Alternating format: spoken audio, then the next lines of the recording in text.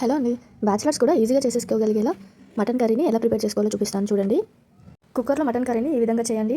Super టేస్టీగా వస్తుంది. చూస్తున్నారు కదా ఎంత చికెన్ గ్రేవీ వచ్చిందో. ఇంకెందుకు ఆలస్యం, వీడియోలోకి వెళ్దాం పదండి. అందుకోసం ముందుగా స్టవ్ ఆన్ చేసుకొని కుక్కర్ పెట్టుకొని అందులోకి కర్రీకి సరిపడినంత ఆయిల్ యాడ్ చేసుకోవాలి. ఆయిల్ హీట్ అయిన తర్వాత మసాలా దినుసులన్నీ యాడ్ చేసుకొని అవి కాస్త ఫ్రై అయిన తర్వాత ముక్కలుగా కట్ చేసి పెట్టుకున్న ఆనియన్ ముక్కలు యాడ్ చేసుకోవాలి. ఆనియన్స్ కొంచెం కలర్ చేంజ్ అయిన తర్వాత అందులోకి ఒక స్పూన్ అల్లం పేస్ట్, ఒక స్పూన్ పసుపు యాడ్ చేసుకొని ఇలా మిక్స్ చేసుకోవాలి. అల్లం అంతా కూడా పచ్చివాసన పోయేంత వరకు ఇలా ఫ్రై చేసుకున్న తర్వాత ఇప్పుడు మనం ఇందులోకి మటన్ యాడ్ చేసుకోవాలి.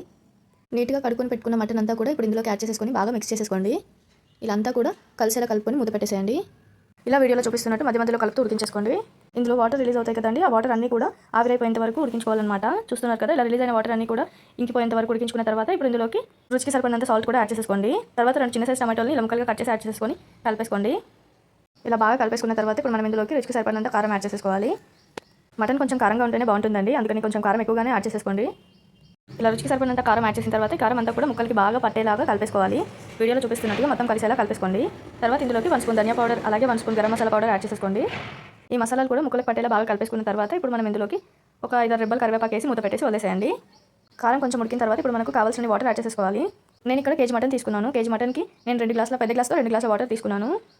వీడియోని ఎక్కడ కూడా స్కిప్ చేయకుండా చూడండి, అప్పుడే మీకు పూర్తి వీడియో అర్థమవుతుంది. మీరు కూడా సింపుల్గా ఈజీగా చేసేసుకోవచ్చు. అలాగే మన ఛానల్ ఎవరైనా ఫస్ట్ టైం చూస్తున్నట్టయితే సబ్స్క్రైబ్ చేసుకోండి.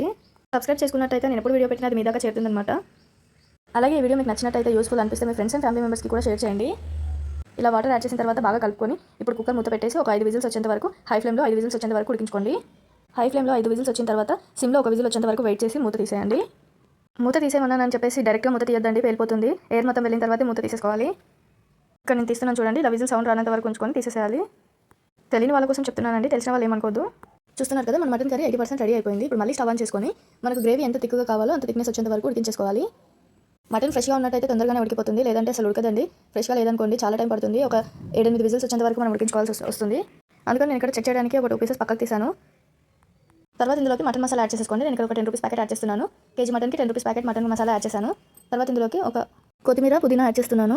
కొత్తిమీర, పుదీనా చాలా తక్కువ యాడ్ చేసుకోండి, ఎక్కువ యాడ్ చేస్తే మటన్ ఫ్లేవర్ తెలియదు. మళ్ళీ ఇలా యాడ్ చేసుకొని ఒకసారి కలుపుకొని మూత పెట్టేసి మనకి ఎంత థిక్నెస్ అయితే కావాలనుకుంటున్నామో అంత థిక్నెస్ వచ్చేంత వరకు ఉడికించేసుకుంటే సరిపోతుంది.